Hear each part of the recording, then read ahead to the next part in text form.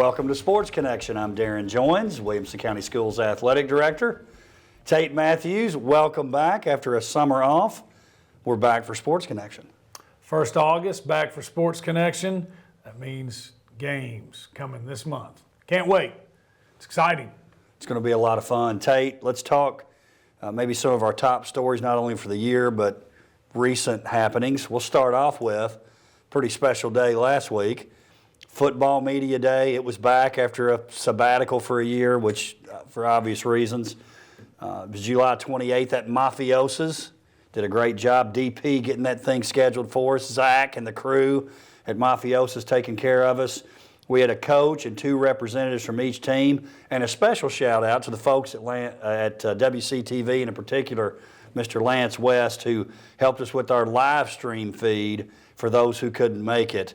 It felt like a regular kind of year getting rolling, Tate. It did. It was good to see the coaches coming with their 2 representatives, and they're in their game day polos, or some of them were in their game day jerseys. It didn't take you very long to figure out who the 2 representatives from the Fairview Yellow Jackets were. They were in their Fairview yellow game jerseys. Looked great, didn't they? But they came back. We saw them like that. It just had, like you said, it had a feel like we're back to normal. And you're right. Thanks to the guys for Lance and them for coming and streaming it. I can tell you it was well viewed.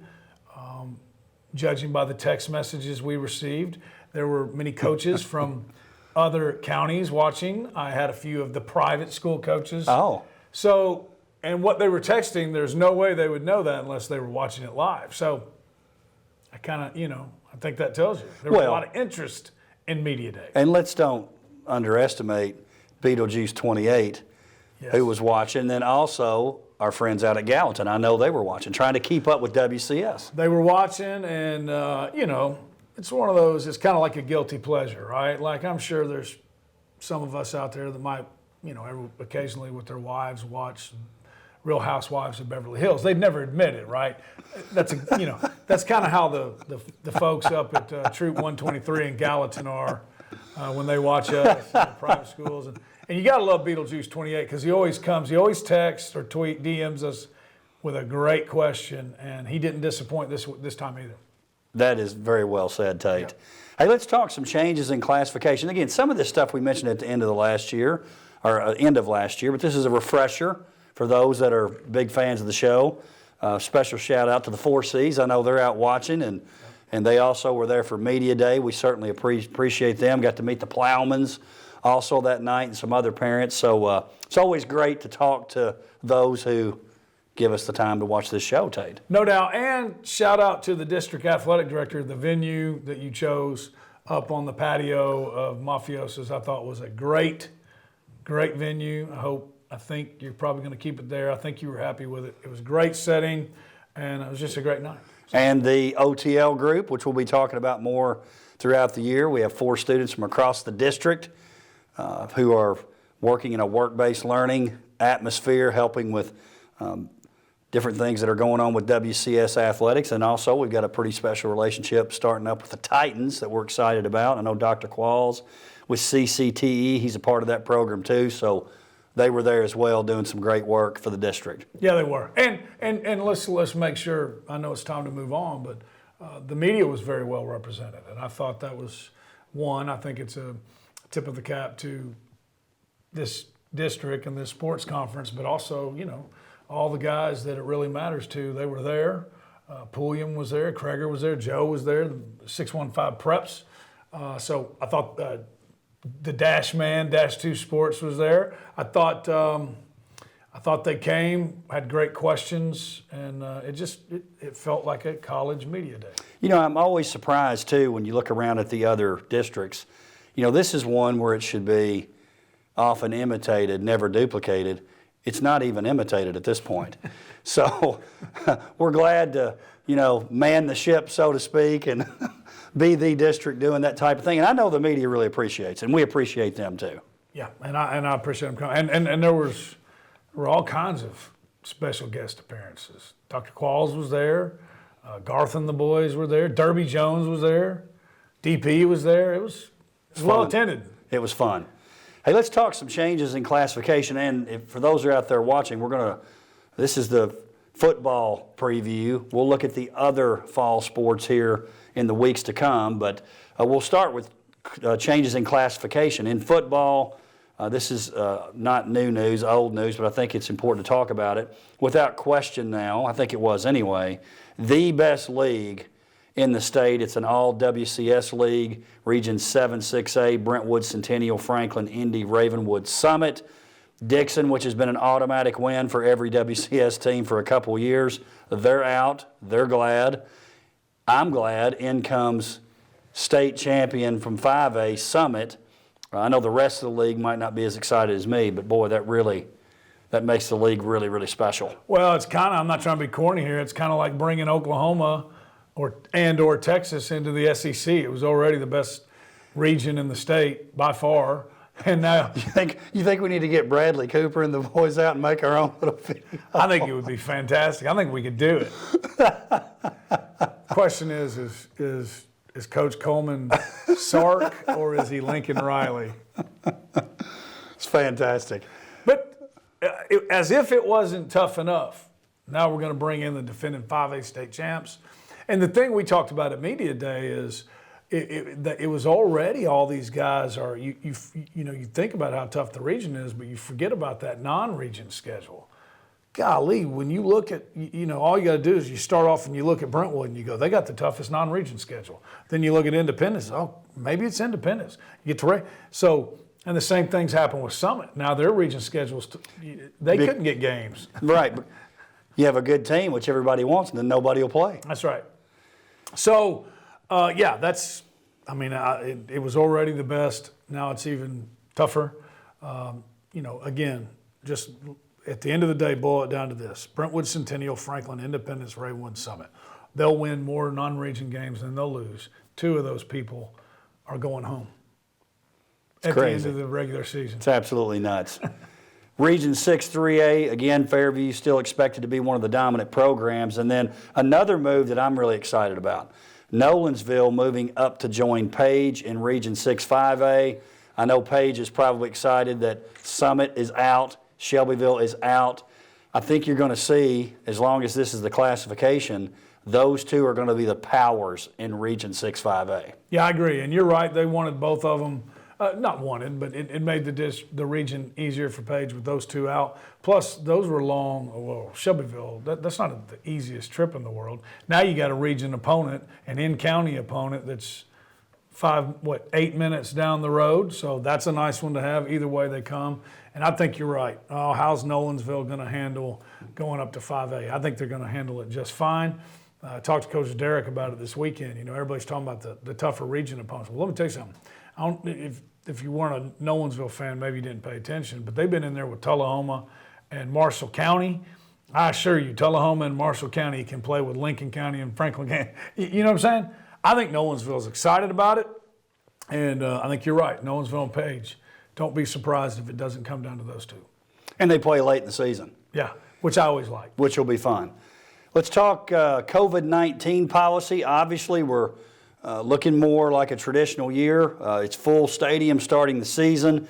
In WCS, we're recommending masks, but not requiring them at this point. That's at school and games.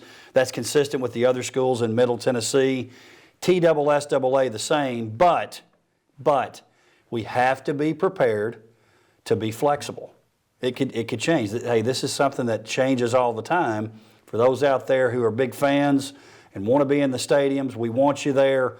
But just keeping in mind, we have to have an open mind and be flexible because it could change. Yeah, I think that's it, right? That's what else is there to say, right? Let me ask you this, not to put you on the spot. Who knows what's going to happen? Be flexible. There's going to be some changes. Do you see social distancing coming back, or do you see maybe full stadiums but masks? Well, I do think, without totally making a prediction, I do think the being outside changes it. If you go back and look at last year, outside versus inside was different. Yes. For probably obvious reasons. So we'll see. Hey. How did I do skirting that question?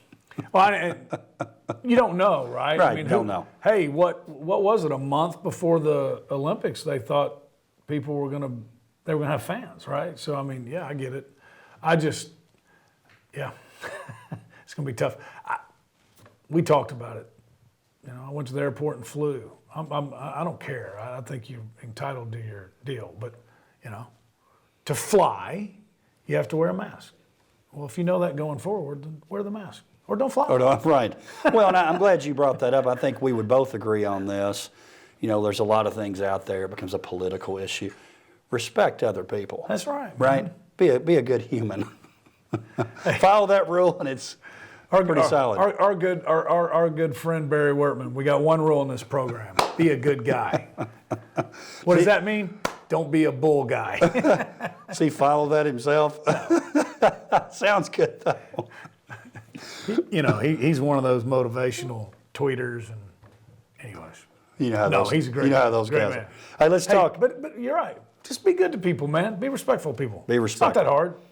Hey, flag football.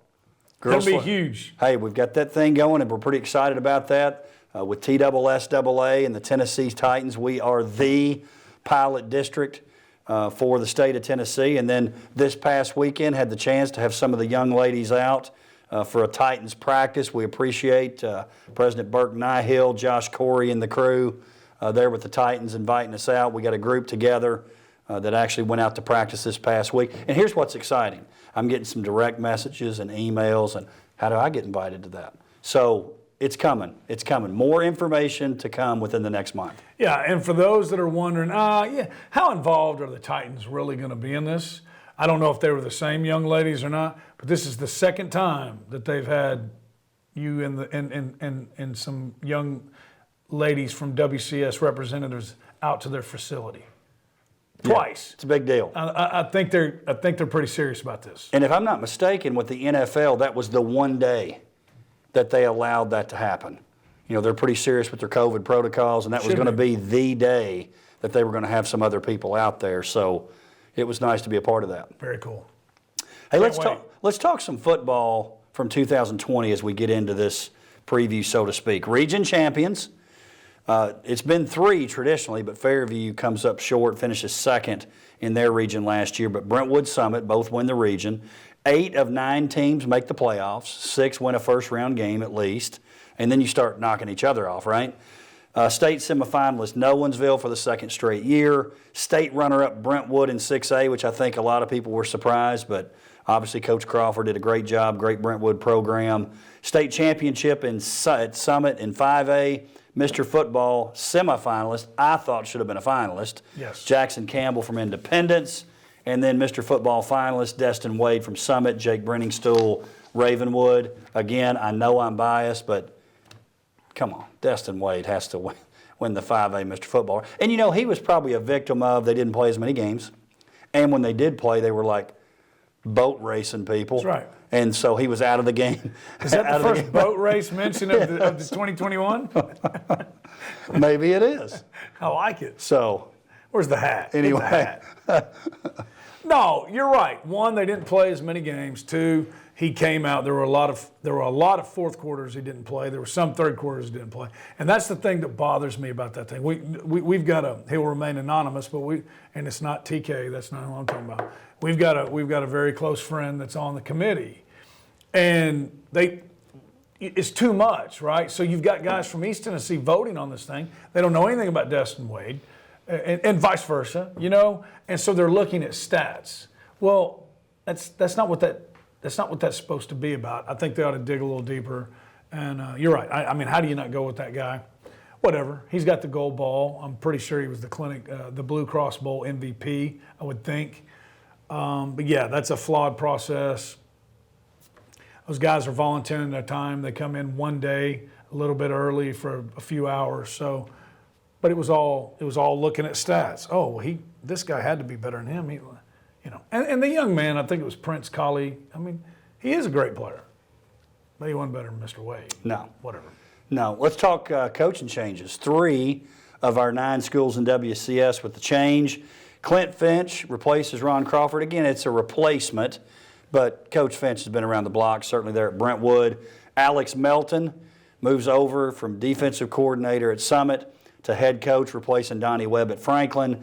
And then Will Hester, the prodigal son, comes home with the departure of Matt Daniels back at Ravenwood High School. So even though we had 3 changes, all 3 with either ties to the district last year or in previous years. That's right. And Coach Finch actually has some time as a Ravenwood assistant as well. So he's been at Brentwood, he's been at Ravenwood. Coach Melton has been at Centennial, Brentwood, Summit, and now Franklin. I think he might hold a record right now of all of them. And then, of course, Coach Hester's back, and which Coach Hester spent time as an assistant at Brentwood. So And head coach at Nolensville. and head coach at Nolensville. So very good coach. So WCS guys, and I was, we already know what Coach Hester's about. I thought another great thing about Media Day, you got to see some, Coach Finch and Coach Melton are both kind of on the quiet end of the spectrum, right? You got to see some of their personalities. We've talked about it, and that's the thing I love. Both of them are highly intelligent guys, but they're also funny guys once they, get going, right? And I thought that was cool to see that side of both of them. I'm excited for both of them, and of course, we're super excited Will's back. let's talk a little bit about what we had mentioned during Media Day. So for those of you out there that were either there or you caught it on live stream, some of this is a little bit of a repeat, but I think it's worth mentioning again. I had a lot of great representatives out there. I was so impressed. I know you were, but not only the coaches, but the young men who were a part of that. And this week's gym, Tate, 10 of the 18 who were representing their schools, multi-sport athletes. Say no more. We say it all the time. There's something to it. It's not by coincidence. Hey, and listen, they did great. I mean, you go right down the list, but I think about a young man like Bryce Sparks, who maybe you haven't seen being interviewed a lot. Just killed it. Mr. Dickinson from Ravenwood, killed it. These guys just did a really good job, and even though they're not, I'm not mentioning everybody that just killed it. Plowman killed it. They all did great. It's impressive what a great job they do. And you were talking about this. You're 16, 17, 18 years old, and that's an intimidating setting. And they just stepped up. I was scared to have to do public speaking and do a speech from my classmates, man, much less come and do that. And hey, I'll tell you another one that I was really big on was Clevenger. Yes. A couple of sound bites that didn't have. I wish I had a mic. I'd ask him. I said, hey, he wrestles. Little recap. He wrestles heavyweight, but he's a 220-pounder. I said, hey. When y'all all get together at home and wrestle, who wins? He goes, oh, me. He didn't even hesitate. He meant it. I love it. I would love to see that. And then too, also, he told me they raise beef, and if I need to buy half a cow, I'm his man. Where else are you going to get something like that than WCS Media Day? Fantastic. Hey, you're mentioning public speaking. There was a stat that I used to share with my marketing classes. That's something we worked on. Hey, if you can develop this skill, that's a great skill. The research proves fears that people have. Number 2 is death.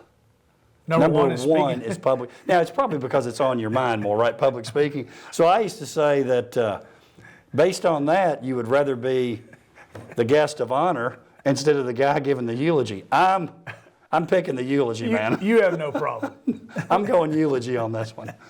Isn't that interesting? That's a pretty intense fear. Well, public speaking. It shows you how tough it is. It is. It's tough. So anyway, hey, just as we look through the list, and I've got some questions to ask you, Mr. Mathews, here at the end. But just looking through our group here, let's talk about some key players who were lost. You talk about Brentwood, guys like Granzow, Walker Merrill, John House, folks that have been in the league for a while. What are some other names players we lost from last year that maybe stick out? You want to start with Brentwood or just anywhere? Well, I just did Brentwood. So yeah. But you mentioned those names. You can jump around.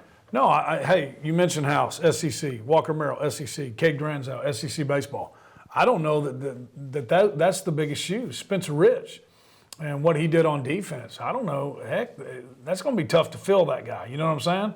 Because scoring points is one thing, but you got to stop him. That was a really big loss, And then When you go to Fairview, we were talking about Fairview earlier, and you lose Nardozzi, who I don't know what happened in the Mr. Football thing. That was another one that I had a problem with. But that's, again, one, I'm not on it. I think those are big.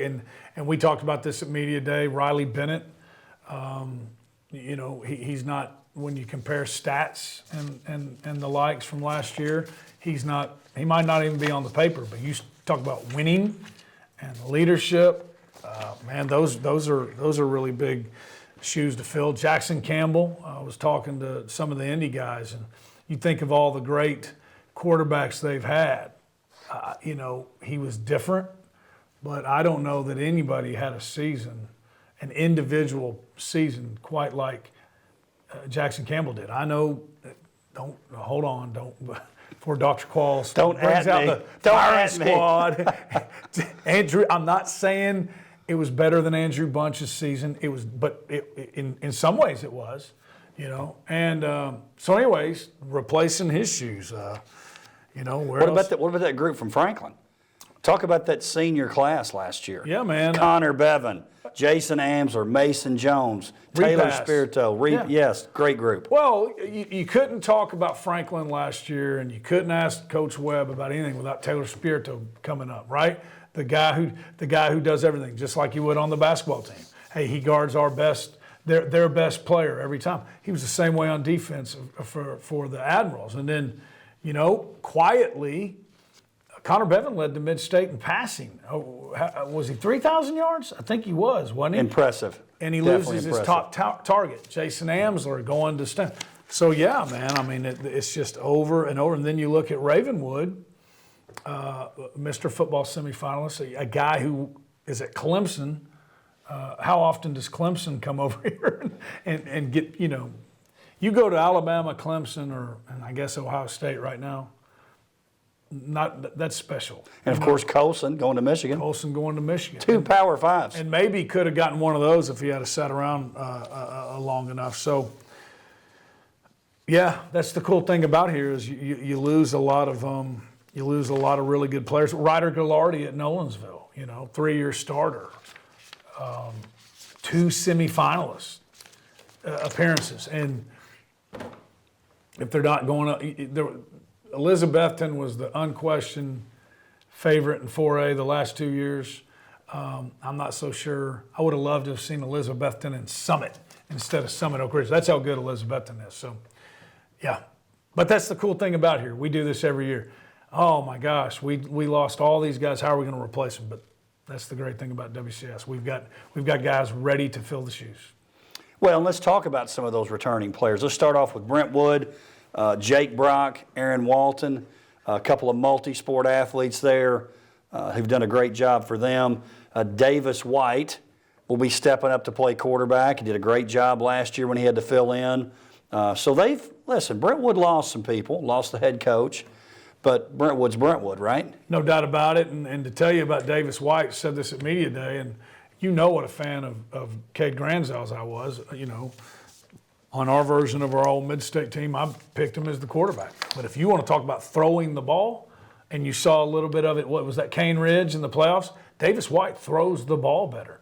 So he's going to be exciting, and he's not even on that list. You talk to the coaches, the other head coaches in the building, they'll tell you the 2 best athletes in the school are Aaron Walton and Jake Brock. Yeah. So they're going to have huge years. Very excited about them. Centennial, we mentioned Forsey and Plowman, who were representatives at Media Day. Plowman, Mr. Stat Stuffer for them, obviously back. If you're talking Fairview, you mentioned the likes of Jacob Clevenger. And then with Franklin, someone we haven't mentioned, Fisher Anderson. That's a pretty important guy back, just committed to Stanford. Had some other great choices, and so excited about where he is. It's well talked about, and I think you were the first one to talk about it on here. Wrestled last year to get I think they're missing the point. I don't know that he wrestled to get tougher. I think he wrestled to get better with his hands and his feet and his leverage. That's what I think it was about. Think about this. He's 6'7", 270 pounds, and they're talking about redshirting him because they think he's underweight for his frame, which he has. He's going to end up being 315 and can move. You know, you talked about it at Media Day. Freshman year, he's out there doing stretches, and he's almost kicking his leg to his opposite shoulder. He's as athletic as a 6'7", 315 pounder as you're going to see. So, yeah, man, he's going to have a big year. Independence, Ty Lockwood, picking up some offers, got it down to his Final Four recently in terms of next level. Trey Hartwell, another young man, big-time stats last year. River Katina, multi-sport athlete. And then when you talk about Nolensville, listen, your man, Mr. Touchdown, Samson Johnson, who you've gone on record to say 25 TDs this year. 25 TDs. If you remember, you were working, so you had a little bit going on. He heard it, which you did tell me that, and then you walked off. He was mad. He thought 25 was too low. He was very respectful about it, but he let me know he was disappointed in my prediction. And I guess, you know, because they plan on going on in the playoffs, I guess I probably was low. I tried to soften the blow a little bit. I said, look, man, I think you all are going to be up in the second half a lot, maybe even some boat race cities. And so it's going to ding your stats, kind of like Destin last year. He didn't buy it, but that's great. I love it. Again, he rushed for 1,000+ yards as a freshman in varsity football, 1,000+ yards as a sophomore. I don't care who you're playing. Like we mentioned in Media Day, you could be playing the county dump. Doesn't matter. That's special. Maybe the first time we slipped in the county town. Won't be the last. Page High School, Jake McNamara, already committed to Colorado State, obviously big-time quarterback. And again, Coach Rathbone, you can kind of sense it. He's a quiet guy, but I can sense the excitement every time I talk to him. We mentioned Brendan Dickinson, who was a stat stuffer for Ravenwood, Lee Millette, Miles Pollard, who's committed to Michigan at this point, big-time returnees. Of course, I say that with Ravenwood, they did a pretty good job in the transfer portal. Got them a nice lineman, and then pretty darn good QB too, Mr. Parson, who is already verbally committed to Florida State. A little side note on that, and by the way, that was the line of Media Day. Unquestioned, that was a slam dunk. The transfer portal? Yes, that was unbelievable. You could look around the media table and you could tell, dang, I wish I had a thought of that one. That was funny. Yeah, they're going to be good. They're going to be real good. Here's a little tidbit. Those that saw the video of Chris Parsons throwing the ball 75 yards and hitting the right upright, that was at Brentwood Blaze Camp, I believe. He did it 4 times. He hit it twice. Now, it was a TDY or a TDJ ball, 75 yards upright. He did it 2 times. Okay, explain for those that don't know, the TDY or J ball. He was using either a 6th grade ball or a 7th, 8th grade ball, smaller. I don't care. He threw it 75 yards. So remember, he hit the upright. So in the John Wild punt, pass, and kick competition, it had been longer than 75, and he hit it 2 out of 4 times. Yeah, that's nice accuracy. Nice accuracy.